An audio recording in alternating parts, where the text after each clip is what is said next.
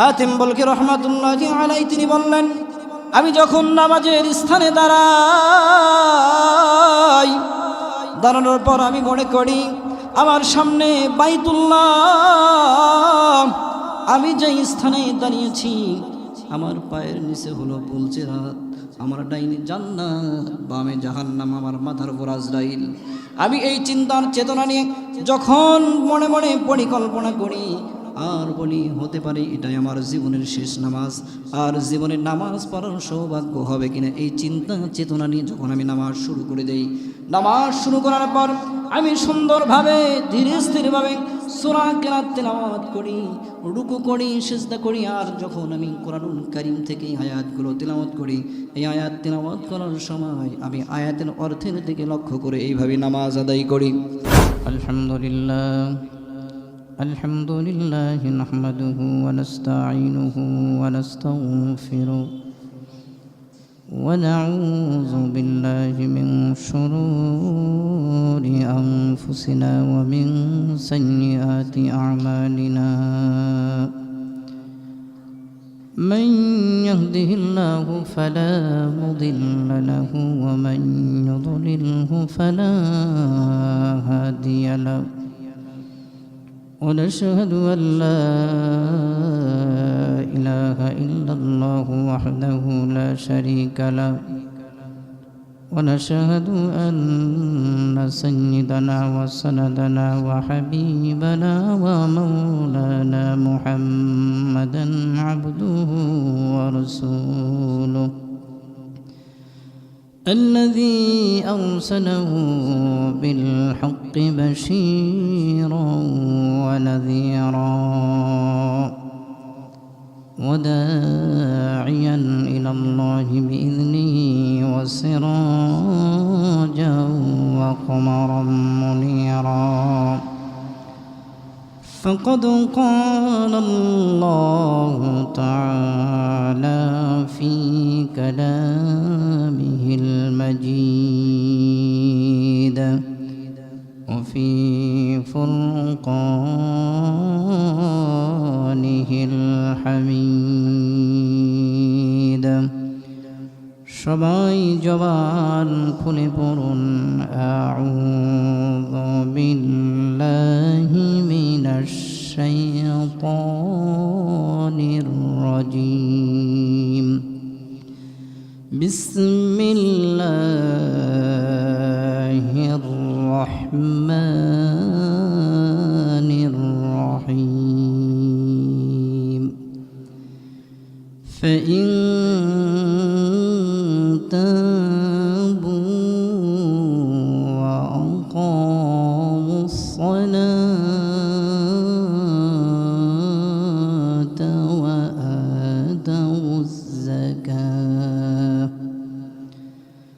وآتوا الزكاة فإخوانكم في الدين. ونفصل الآيات لقوم يعلمون. صدقت يا ربنا وقال رسول الله صلى الله عليه وسلم بني الإسلام على 5: شهادة أن لا إله إلا الله وأن محمدا عبده ورسوله وإقام الصلاة وإيتاء الزكاة والحج البيت وصوم رمضان. متفق عليه.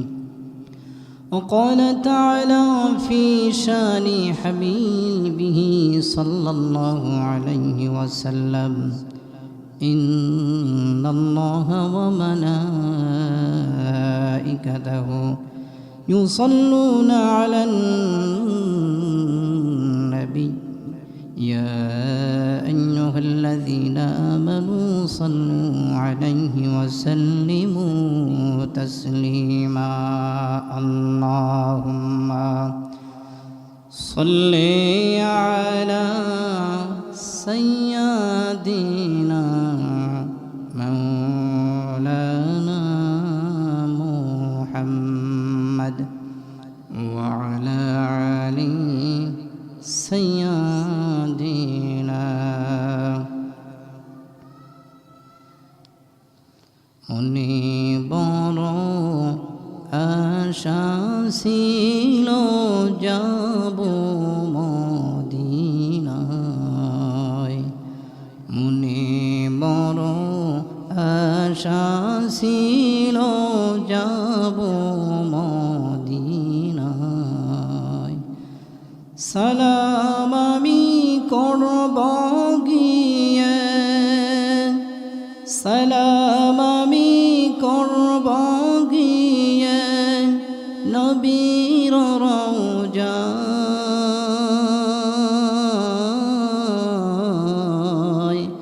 মনে বড় আশা ছিল যাব মদিনায়। সবাই বলেন মনে বড় আশা ছিল যাব মদিনায়।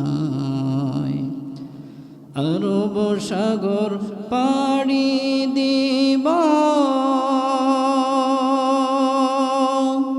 নইকো আমার তরি,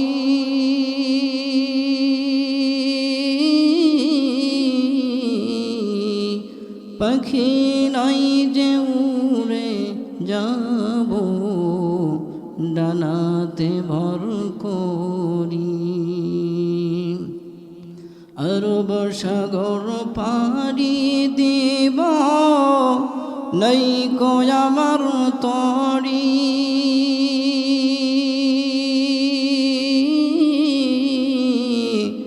পাখি নাই যে উড়ে যাব ডানাতে ভর করি।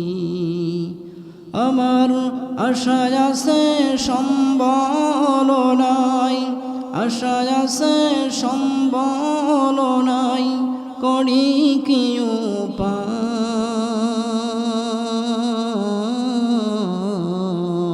সবাই বলেন মনে বড় আশা ছিল যাব মদিনায়, মনে বড় আশা ছিল যাব মদিনায়। সালাম আমি করব গিয়ে, সালাম আমি করব গিয়ে নবীর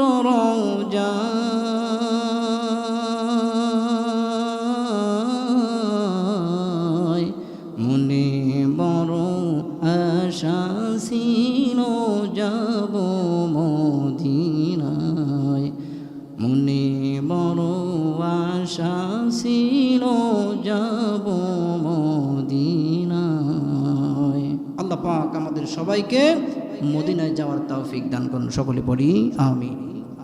আলহামদুলিল্লাহ, আল্লাহ পাকের অশেষ মেহেরবানি, যেই মহান আল্লাহ তাআলা জাল্লা শানুহু পবিত্র জুমার দিন আল্লাহ পাক রব্বুল আলামিন তার ঘরে আজান শোনার সঙ্গে সঙ্গে দুনিয়ার সকল কর্মকে ফেলে রেখে একমাত্র মহান রব্বি করিমের ইবাদত গুজারের উদ্দেশ্যে আল্লাহ পাক রব্বুল আলামিন আমাদেরকে মসজিদে আসার মতো সুযোগ দিয়েছেন। যেই মহান আল্লাহ তাআলা জাল্লা শানুহু আমাদেরকে সুস্থতার নিয়ামত নিয়ে মসজিদে আসার মতো সুযোগ দিয়েছেন, এই জন্য সবাই শুকরিয়া জ্ঞাপন করছি। শুকরিয়া দান হিসাবে পড়ি আলহামদুলিল্লাহ। আল্লাহ পাক আমাদেরকে মসজিদে আসার সুযোগ দিয়েছেন, এতে আমরা খুশি হয়েছি না বেজার হয়েছি? কথা বলেন, খুশি হয়েছি না বেজার হয়েছি? যদি খুশি হয়ে থাকি তাহলে জবান খুলে উচ্চ আওয়াজে আরো একবার পড়ি আলহামদুলিল্লাহ। এই যে আমরা আল্লাহ তাআলার শুকরিয়া আদায় করলাম, এতে আমাদের লাভ আছে না লস আছে? কথা বলেন। লাভ আছে। লাভটা কেমন হবে? আল্লাহ রাব্বুল আলামিন কোরআনুল কারীমের মধ্যে বলেন, লা ইন শাকারতুম লা আযীদান্নাকুম ওয়া লা ইন কাফারতুম ইন্না আযাবি লাশাদীদ। আল্লাহ রাব্বুল আলামিন তিনি বলেন, ও আমার বান্দা বান্দিরা, তোমরা আমি আল্লাহ রাব্বুল আলামিনের নিয়ামত পাওয়ার পর যদি তোমরা নিয়ামতের শুকরিয়া আদায় করো তাহলে আমি আল্লাহ রাব্বুল আলামিন তোমাদের নিয়ামতকে আরো বৃদ্ধি করে দিই সুবহানাল্লাহ। আর যারা আল্লাহ রাব্বুল আলামিনের নিয়ামত পাওয়ার পর নিয়ামতের কৃতজ্ঞতা প্রকাশ করলো না, শুকরিয়া আদায় করলো না, আল্লাহ রাব্বুল আলামিন ওই বান্দাদের সকল নিয়ামত ছিনাইয়া নেবেন। শুধু ছিনাইয়া নিয়ে ক্ষান্ত নয়, আল্লাহ রাব্বুল আলামিন তাদের কঠিন আযাবের মধ্যে গ্রেফতার করবে। জোরে সোরে বলা যাবে কি নাউযুবিল্লাহ। তাহলে আল্লাহ রাব্বুল আলামিনের শুকরিয়া আদায় করার দরকার আছে না নাই? কথা বলেন। এই জন্য আরও একবার উচ্চ আওয়াজে পড়ি আলহামদুলিল্লাহ। অতঃপর লাখ কোটি দরুদ সালাম যিনি সর্বকালের সর্বযুগের সর্বশ্রেষ্ঠ মহামানব, কুল কায়নাতের নবী, আশরাফুল আম্বিয়া নবী, নবীকুলের সেরা নবী, ওই নবীর উপর আমরা সবাই একবার দরুদ সালাম পেশ করছি। সকলেই জবান খুলে পড়ি সাল্লাল্লাহু আলাইহি ওয়াসাল্লাম। সম্মানিত মুসল্লিয়ানে কেরাম, আমি আপনাদের মাঝে পবিত্র কোরআনুল হাকিম থেকে যেই সূরা থেকে তেলাওয়াত করেছি, এই সূরার নাম হলো সূরাতুত তাওবা। কোন সূরা? সূরাতুত তাওবা। পবিত্র কোরআনুল কারীমের মধ্যে 9 নম্বর সূরা হিসাবে স্বীকৃতি পেয়েছে এই সূরাতুত তাওবা। এই সূরাতুত তাওবার 11 নম্বর আয়াতে কারিমার অর্ধেক অংশ আমি আপনাদের খিদমতে তেলাওয়াত করেছি এবং বিশ্বনবী সাল্লাল্লাহু আলাইহি ওয়াসাল্লামের অসংখ্য অগণিত হাদিসে কারিমার মধ্যে থেকে একটি হাদিসে কারিমা তেলাওয়াত করেছি। এই আয়াতকে সামনে রেখে এবং এই হাদিসকে সামনে রেখে, যেহেতু জুমার দিন সংক্ষিপ্ত সময়ে কিছু কথা বলার জন্য আল্লাহ পাক তৌফিক দান করেন, যেই বিষয় আলোচনা হবে আল্লাহ পাক রব্বুল আলামিন আমাদেরকে সবাইকে শোনার পর সেটা আমল করার তৌফিক দান করেন। সকলে বলি আমিন। আমি যেই সূরা থেকে তেলাওয়াত করেছি সূরাতুত তাওবার 11 নম্বর আয়াতে কারিমার কিছু অংশ। আজকের আলোচনার বিষয়বস্তু হলো নামাজের গুরুত্ব ও ফজিলত। আলোচনার বিষয়বস্তু কি? নামাজের গুরুত্ব ও ফজিলত। আমরা সবাই মুসলমান বটে। আমরা মুসলমান হওয়া যাবে না ততক্ষণ পর্যন্ত যতক্ষণ পর্যন্ত না ঈমান আনতে হবে, ঠিক কিনা? ঈমানের পরেই সবচাইতে গুরুত্বপূর্ণ যে আমল, যে ইবাদত, সেটা হলো নামাজ। এই নামাজ ইবাদত এমন একটা গুরুত্বপূর্ণ আমল, গুরুত্বপূর্ণ ইবাদত যে একজন বান্দা যদি ঈমান আনে, ঈমান আনার পরেই তার সর্বপ্রথম যে কাজটা হবে নামাজ আদায় করা। যেমন রোজা আল্লাহ রাব্বুল আলামিন সারা বছরে মাত্র একটি মাস রোজাকে কি করে গেছেন? ফরজ করে দিয়েছেন। যেমন হজ যদি কারোর অর্থ থাকে তাহলে সারা বছরে মাত্র, সারা বছর না সারা জীবনে মাত্র কি একবার এই হজ ফরজ। তেমনি ভাবে যাকাত সারা বছরে মাত্র একটি বার ফরজ। কুরবানি সারা বছরে মাত্র একটি বার ওয়াজিব। কিন্তু এমন একটা ইবাদত নামাজ প্রত্যেক দিন আল্লাহ রাব্বুল আলামিন বান্দার জন্য 5 বার ফরজ করে দিয়েছেন। কতবার? 5 বার। এই 5 বার নামাজ আল্লাহ ফরজ করেছেন। শুধু কি ধনীদের জন্য নামাজ ফরজ করেছেন? কথা বলেন। ধনীদের জন্য না, শুধু গরিবদের জন্য এই নামাজকে ফরজ করা হয়নি। ধনী এবং গরিব উভয়ের জন্যই আল্লাহ রাব্বুল আলামিন এই নামাজকে ফরজ করে দিয়েছেন। তো মুসলমানদের কাজ সর্বপ্রথম, যখন কোনো মানুষ, কোনো হিন্দুত্ববাদীরা, যখন কোনো কাফের ইসলাম গ্রহণ করে, তার সর্বপ্রথম কাজ হলো কালেমা শাহাদাত, এটার সাক্ষ্য প্রদান করা। এই কালেমার যখন সে গ্রহণ করবে, গ্রহণ করার পর ঈমান আনার পর তার সর্বপ্রথম যেটা গুরুত্বপূর্ণ কাজ, গুরুত্বপূর্ণ ইবাদত, গুরুত্বপূর্ণ আমল, সেটা হলো নামাজ। আমার ভাইরা, আমার বন্ধুগণ, আমার মহান আল্লাহ রাব্বুল আলামিন কোরআনুল কারীমের মধ্যে বলেন, ফাইন তাবু ওয়া আকামুস সালাতা ওয়া আতাউজ যাকাত وآتوا الزكاة فإخوانكم في الدين জওয়ান খুলে বলি আল্লাহু আকবার। আমার ভাইরা, আমার বন্ধুগণ, আমার মহান আল্লাহ রাব্বুল আলামিন কোরআনুল কারীমের মধ্যে অসংখ্য জায়গায়, এক নয় দুই নয় 82 জায়গায় আল্লাহ রাব্বুল আলামিন নামাজের কথা বলেছেন। একটু জবান খুলে বলা যাবে কতবার? 82 জায়গায় এবং অসংখ্য হাদিস দ্বারা প্রমাণিত। মহান আল্লাহ রাব্বুল আলামিন তিনি কোরআনুল কারীমের মধ্যে বলেন, ফাইন তাবু, কাফের মুশরিকেরা যখন তারা তওবা করবে, যখন তারা ঈমান আনবে, কালিমার শাহাদাতের যখন সাক্ষ্য প্রদান করবে, অর্থাৎ তারা তাদের কুফর এবং শিরক থেকে ফিরে আসার পর তাদের সর্বপ্রথম যে কাজটা হবে নামাজ কায়েম করা। এরপর আল্লাহ রাব্বুল আলামিন বলেন, ওয়া আকামুস সালাতা ওয়া আতাউজ যাকাত, যাকাত প্রদান করতে হবে। ফা ইখওয়ানুকুম ফিদ্দীন, যখন এই কাজগুলো করবে আল্লাহ রাব্বুল আলামিন বলেন তোমরা জেনে রাখো, যখন তারা একমাত্র তাদের কুফর এবং শিরক থেকে যখন তওবা করে যখন ফিরে আসবে, ফিরে আসার পর সর্বপ্রথম তাদের গুরুত্বপূর্ণ আমল হবে নামাজ। নামাজের পরে তারা যাকাত প্রদান করবে। এই নামাজ আর এই যাকাত প্রদান করবে যখন তারা, তখন মুসলমানদের তারা বন্ধু হয়ে যাবে।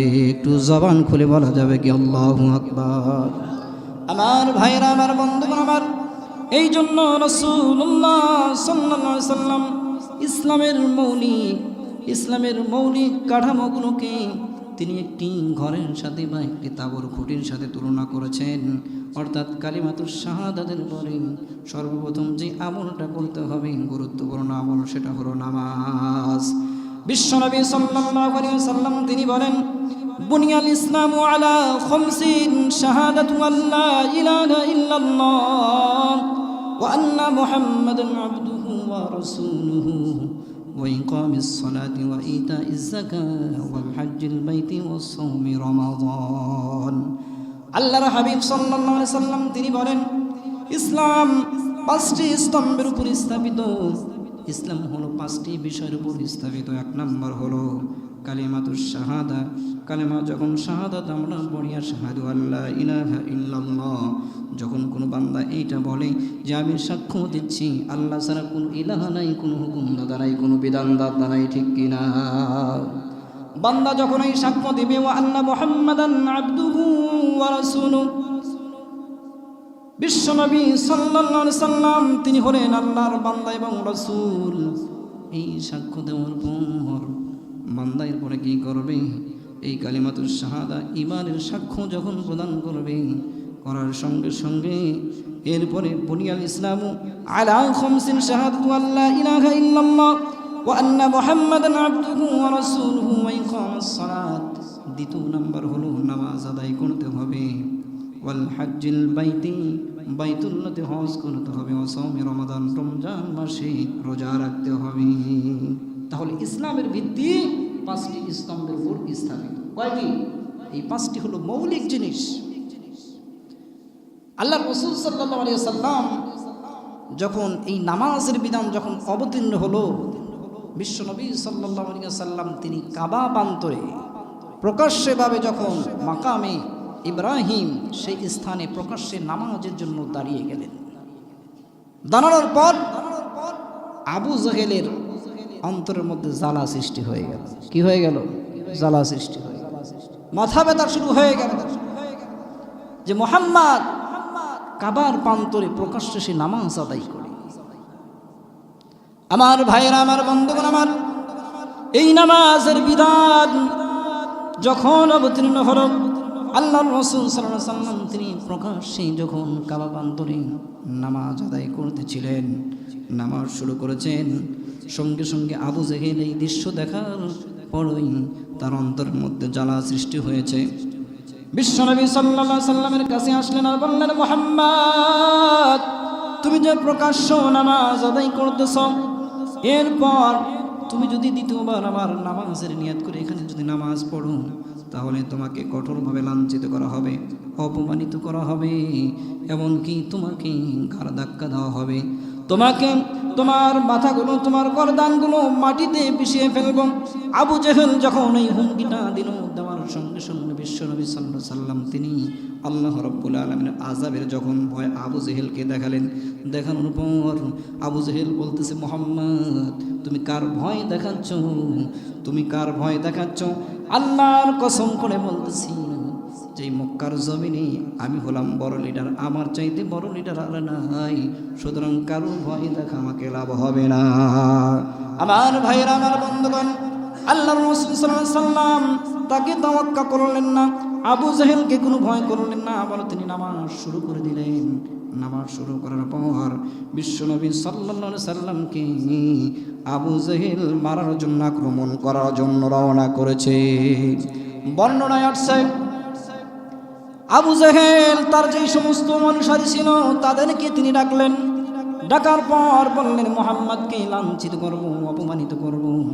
আবু জাহেল যখন তিনি বিশ্বনবী সাল্লাল্লাহু আলাইহি সাল্লামকে মারার জন্য, আক্রমণ করার জন্য যখন সামনে অগ্রসর হলেন, হওয়ার সঙ্গে সঙ্গে আবার আবু জাহেল সামনে বিশ্বনবীর দিকে যায়, আবার পিছনের দিকে চলে আসে।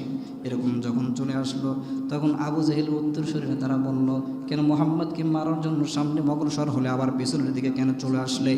এই কথা যখন বললেন, বলার সঙ্গে সঙ্গে আবু জাহেল বলল, আমি যখন মুহাম্মদকে মারার জন্য যখন গেলাম, আক্রমণ করার জন্য গেলাম, মুহাম্মাদের মাঝে আর আমার মাঝে যেই ফাঁকা জায়গা ছিল, এই ফাঁকা জায়গার মধ্যে এমন একটা প্রাণীকে দেখতে পারলাম, যেই পানির পাখাগুলো আগুনের, এবং সে ধেয়ে আসছে আবু জাহেলকে আক্রমণ করার জন্য। আবু জাহেল যখন এইভাবে তিনি বিশ্বনবী সাল্লাল্লাহু আলাইহি সাল্লামের উপর আক্রমণ করার জন্য গেলেন, আল্লাহর রাসূল সাল্লাল্লাহু আলাইহি সাল্লাম তিনি বললেন, এই আবু জাহেল যদি আবার আক্রমণ করার জন্য আমি বিশ্বনবীর দিকে আসতো, তাহলে আল্লাহ রাব্বুল আলামিনের আযাবের ফেরেশতা জনসম্মুখে তাকে মাটির সাথে মিশায়া দিত। আল্লাহ রাব্বুল আলামিন বলেন, আরাআইতাল্লাযী ইয়ানহা আবদান ইযা সাল্লা। আল্লাহু আকবার। আল্লাহ রাব্বুল আলামিন বললেন, আবু জাহেলের প্রসঙ্গে আয়াতে কারিমা নাযিল করলেন। আল্লাহ বলেন, আরাআইতাল্লাযী ইয়ানহা, তুমি কি দেখো নাই তাকে যে ব্যক্তি নিষেধ করেছেন, অর্থাৎ যে ব্যক্তি নামাজ আদায় করেছে তাকে বাধা দিয়েছিল। আল্লাহ রাব্বুল আলামিন আয়াতে কারিমার মধ্যে বলেন, ওয়াসজুদু ওয়াকতারিব, নবী গো আল্লাহ বলেন, কাল্লা কখনো নয়, লা তুতিউহু, তুমি আবু জাহেলকে অনুসরণ করো না, আবু জাহেলের আনুগত্য করো না। আল্লাহ বলতেন, ওয়াসজুদু, নবী গো আপনি সিজদা করেন, ওয়াকতারিব, আপনি আমার নিকটবর্তী হয়ে যান। আল্লাহু আকবার। তাহলে আয়াতে কারিমা প্রমাণ করে, নবী গো আবু জাহেল যতই বাধা দেখ না কেন, আবু জাহেলকে ভয় করা যাবে না। কি করা যাবে না? ভয় করা যাবে না। আবু জাহেলকে অনুসরণ করা যাবে না, তার অনুগত্য করা যাবে না। নবী গো আপনি সিজদা করেন, ওয়াকতারিব, আমি আল্লাহর নিকটবর্তী হয়ে যান। তাহলে আয়াতে কারিমা প্রমাণ করে, বান্দা যদি নামাজ পড়ে, সিজদা করে, বান্দা অতি নিকটবর্তী হয়ে যায় আল্লাহর। সুবহানাল্লাহ।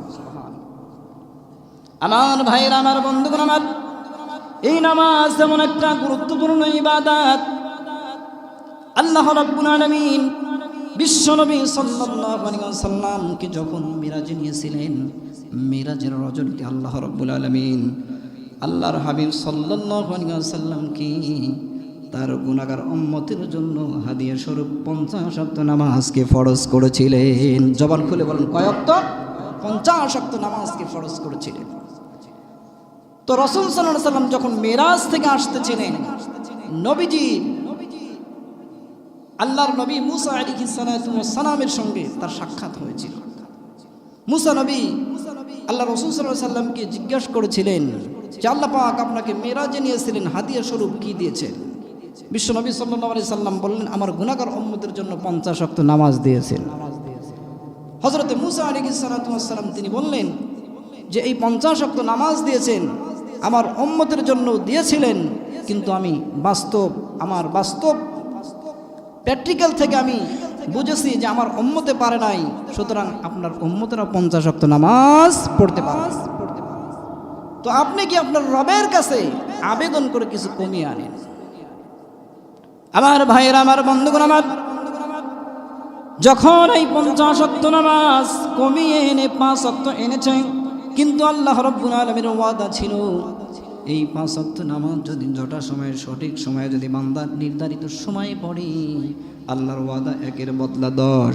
5 ওয়াক্ত নামাজ পড়লে বান্দার আমল নামায় 50 ওয়াক্ত নামাজের নেকি লিখে দিবেন। সুবহানাল্লাহ।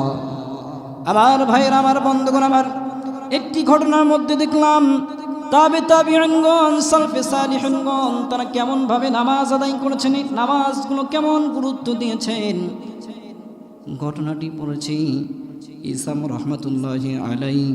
তিনি একদিন হাতিম বলখি রহমাতুল্লাহি আলাইহিকে বলেছিলেন, আপনি কেমনি নামাজ আদায় করেন, কিভাবে নামাজ আদায় করেন, একটু নামাজের বিবরণটা আমাদেরকে শোনাইয়া দেন।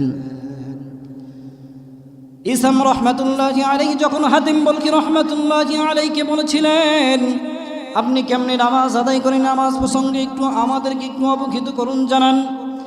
তখন হাতিম বলখি রহমাতুল্লাহি আলাইহি তিনি বললেন, যখন নামাজের সময় হয়ে যেত আর তখন আমি ধীরে স্থিরভাবে সুন্দরভাবে উত্তম রূপে উজু করতাম।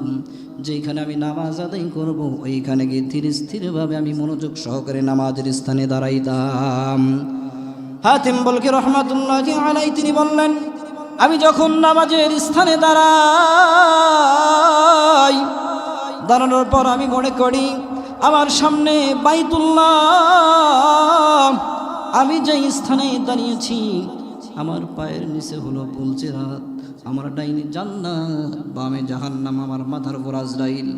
আমি এই চিন্তার চেতনা নিয়ে যখন মনে মনে পরিকল্পনা করি আর বলি, হতে পারে এটাই আমার জীবনের শেষ নামাজ, আর জীবনের নামাজ পড়ার সৌভাগ্য হবে কিনা, এই চিন্তা চেতনা নিয়ে যখন আমি নামাজ শুরু করে দেই, নামাজ শুরু করার পর আমি সুন্দরভাবে ধীরে স্থিরভাবে সূরা কেরাত তেলাওয়াত করি, রুকু করি, সিজদা করি, আর যখন আমি কোরআনুল কারীম থেকে আয়াতগুলো তেলাওয়াত করি, এই আয়াত তেলাওয়াত করার সময় আমি আয়াতের অর্থের দিকে লক্ষ্য করে এইভাবে নামাজ আদায় করি। হযরত ইসাম রহমাতুল্লাহি আলাইহি তিনি হাতিম বলখি রহমাতুল্লাহি আলাইহিকে আবার প্রশ্ন করলেন, হুজুর আপনি এইভাবে কতদিন যাবত নামাজ আদায় করেন? যখন বললেন, বলার সঙ্গে সঙ্গে হাতিম বলখি রহমাতুল্লাহি আলাইহি তিনি বললেন, এইভাবে 1 বছর নয়, 2 বছর নয়, দীর্ঘ 30 বছর যাবত আমি এইভাবে নামাজ আদায় করতে এসেছি। আল্লাহু আকবার। হযরত হাতিম বলখি রহমাতুল্লাহি আলাইহি তিনি বললেন, আমি 30 বছর হলো এইভাবে নামাজ আদায় করি। বর্ণনায় আসছে 30 বছর নামাজ আদায় করেছেন। 30 বছর নামাজ আদায় করতে করতে হঠাৎ একদিন তার 1 ওয়াক্ত নামাজ ছুটে গেছে। কয় ওয়াক্ত? 1 ওয়াক্ত নামাজ ছুটে গেছে।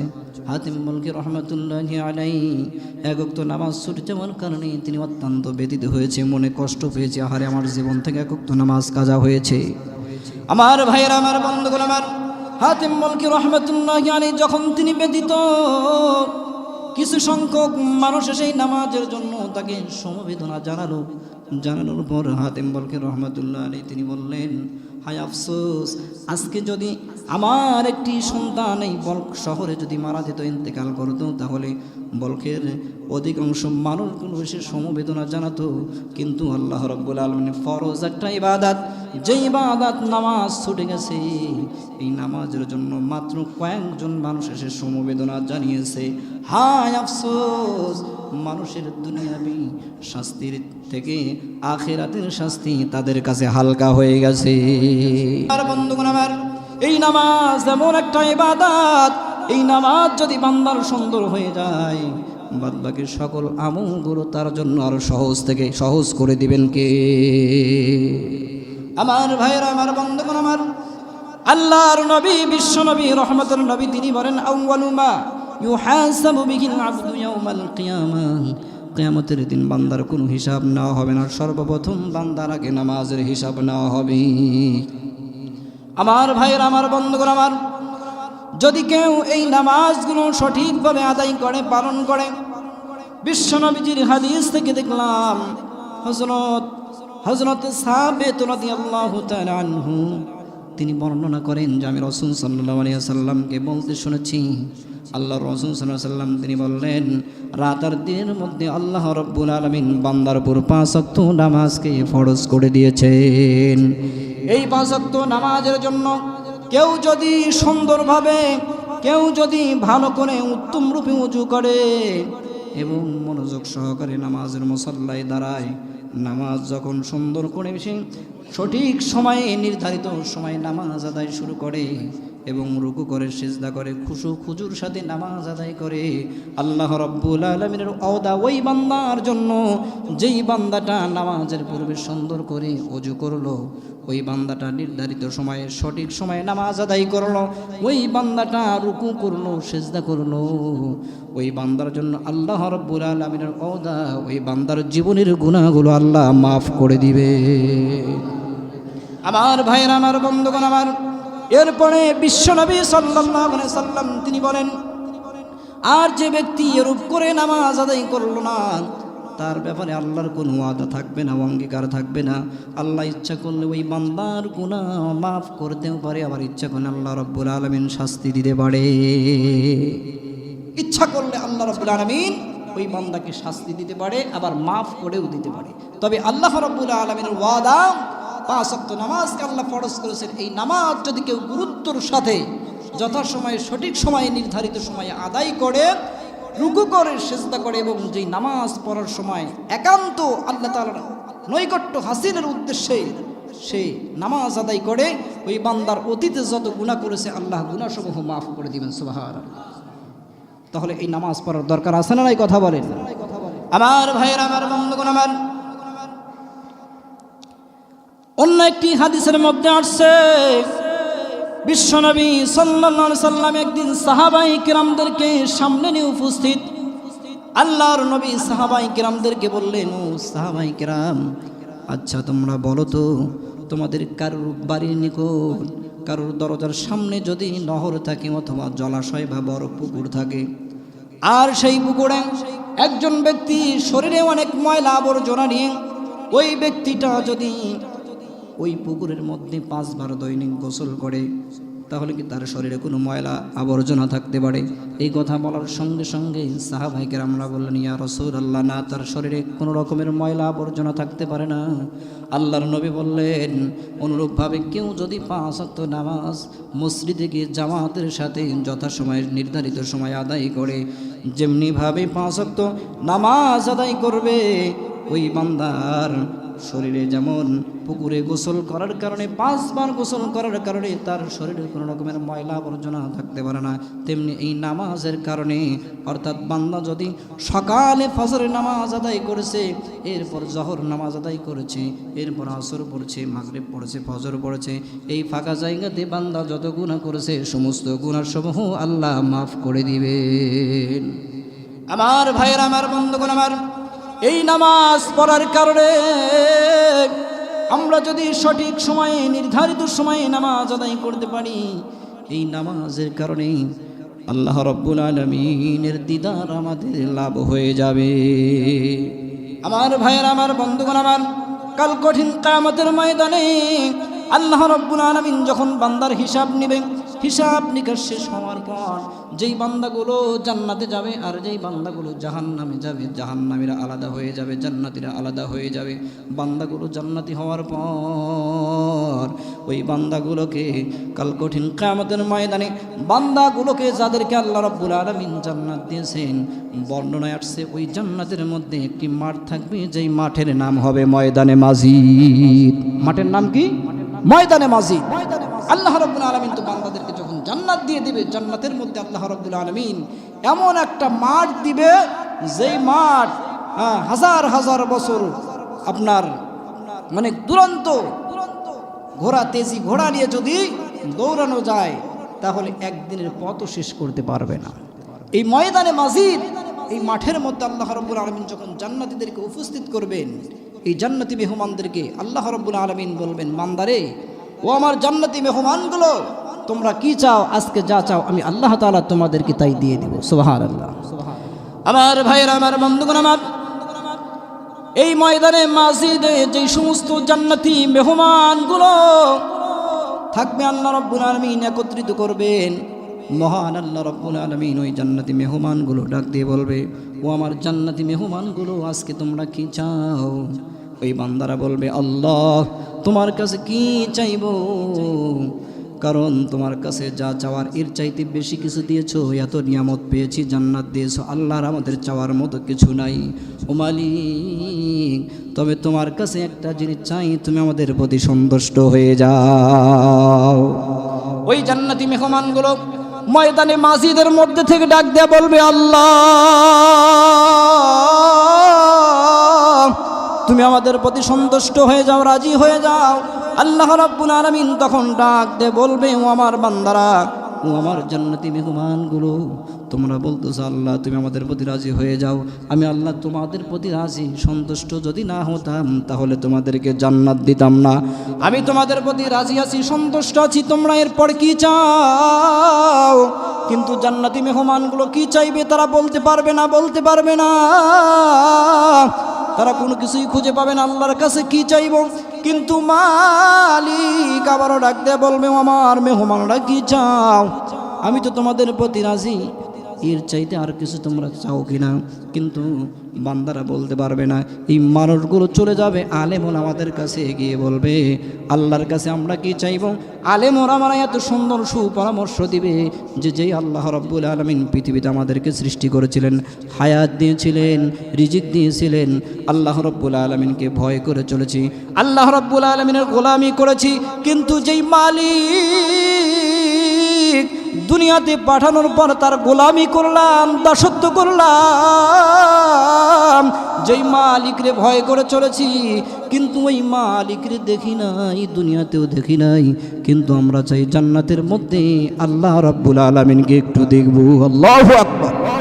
আমার ভাইয়েরা, আমার বন্ধুগণ, আমার ওই জান্নাতি মেহমানগুলো আলেম ওলামাদের পরামর্শের ভিত্তিতে সবাই একযোগে বলবে, মালিক আমরা তোমাকে দেখতে চাই, তোমাকে দেখতে চাই, আল্লাহ তোমার দিদার দিয়ে দাও। কেননা দুনিয়াতে তুমি আমাদেরকে পাঠাইছিলা, আল্লাহ তোমার গোলামি করলাম, তোমাকে ভয় করে চলেছি আল্লাহ, কিন্তু তোমাকে দেখলাম না। মালিক আমাদের আজকে বড় চাওয়া বড় পাওয়া হলো তোমার দিদার। আল্লাহ রাব্বুল আলামিন ফেরেশতা জিবরাইলকে বলবে, ও আমার ফেরেশতারা, আমার যেই বান্দাগুলো দুনিয়াতে আমি পাঠাইছিলাম, ওই বান্দাগুলো আমাকে না দেখে বিশ্বাস করেছে, ওই বান্দাগুলো নামাজ আদায় করেছে, ওই বান্দাগুলো আমার গোলামি করেছে, তারা দুনিয়াতে আমাকে দেখে নাই, কিন্তু তারা দেখতে চায়, আর তারা দেখতে চায়। আল্লাহ রাব্বুল আলামিন ফেরেশতাদেরকে বলবে, ও আমার ফেরেশতারা ওই জান্নাতি মেহমানগুলোর জন্য আজকে সুবর্ণ সুযোগ আমার সাথে সাক্ষাৎ করবে। আমি আল্লাহ রাব্বুল আলামিন আমার ওই গোলামগুলোর সাথে সাক্ষাৎ করতে চাই। আল্লাহ রাব্বুল আলামিন বলবেন, ও আমার ফেরেশতা, ওই বান্দাগুলোর মাঝে আর আমার মাঝে যেই পর্দাগুলো আছে, পর্দাগুলো উঠাইয়া দাও। আল্লাহু আকবার। আমার ভাইয়ের, আমার বন্ধুগণ, আমার ফেরেশতা জিবরাইল আমিন আল্লাহর সাথে ওই জান্নাতি মেহমানগুলো, আর আল্লাহ আছেন আরশে আজিমে, ওই আল্লাহ রাব্বুল আলামিন আরশে আজিমে তিনি বসে থাকবেন। কিন্তু মহান আল্লাহ রাব্বুল আলামিন ফেরেশতাকে বলবে, ফেরেশতা আমি আর ওই আমার জান্নাতি মেহমানগুলোর মধ্যে যেই পর্দা, সেই পর্দাগুলো উঠাইয়া দাও। বর্ণনায় আসছে ৭০,০০০ পর্দা থাকবে। ওই পর্দাগুলো যখন উঠাইয়া দিবে, উঠাইয়া দেওয়ার সঙ্গে সঙ্গে ওই জান্নাতি মেহমানগুলো আল্লাহর দিকে তাকাবে, তাকানোর সঙ্গে সঙ্গে এক পলকে ৭০,০০০ বছর কেটে যাবে। আল্লাহু আকবার।